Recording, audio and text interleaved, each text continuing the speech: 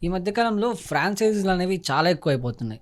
And వీళ్ళు ఎలా చేస్తున్నారంటే అగ్రీమెంట్స్‌లు గాని ఫస్ట్ టైమ్ చెప్పేది ఒకటి ఉంటది. బట్ చేసేది ఒకటి ఉంటది. అగ్రీమెంట్స్‌లో ఉన్నట్టు ఉండదు. ఒక 50,00,000 ఈ మధ్య కాలంలో బ్యూటీకి సంబంధించి ఫ్రాంచైజీలు అనేవి చాలా ఎక్కువైపోతున్నాయి. ఒక 50,00,000 ఇన్వెస్ట్‌మెంట్ చేయడం. 50,00,000 ఇంకా అబోవ్ కావచ్చు, బిలో యాహ్! కావచ్చు, ఎంతైనా కావచ్చు. అట్లా ఇన్వెస్ట్‌మెంట్ చేపిచ్చి ఒక బ్రాంచ్ ఇచ్చి మీ బ్రాంచ్ పక్కనే ఇంకోరికి ఇస్తున్నారు. ఒకరు హుహు. బ్రాంచ్ పెట్టిన తర్వాత దాని పక్కనే ఇంకొకరికి ఇస్తున్నారు. అంటే వీళ్ళకి లాభం రాకపోయినా గూడా వీళ్ళు రాయల్టీ అనేది పే చేస్తున్నారు వాళ్ళకి. సో, లీగల్‌గా వీళ్ళు ఎలా ఫేస్ చేయాలండి దీన్ని?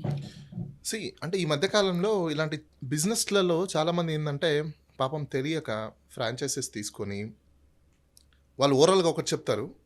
కానీ కాంట్రాక్ట్‌లో ఒకటుంటది. ఆ కాంట్రాక్ట్‌లో ఉన్న దాని గురించి ఇలా ఉన్నది గదండీ! రేపు పరిస్థితి ఏంటంటే, ఏం పెద్దగా లైట్ తీసుకోండి. మేమే గదా చేసేది. అదేం మీకేం లేదు. మేము అన్నీ కోఆపరేట్ చేస్తామని చెప్తారు. Hmm. This is called misrepresentation. Misrepresentation or false promises. Section 17 and 18 hmm. Fraud కింద పోలీస్ స్టేషన్‌లో కంప్లెయింట్ కూడా పెట్టొచ్చు.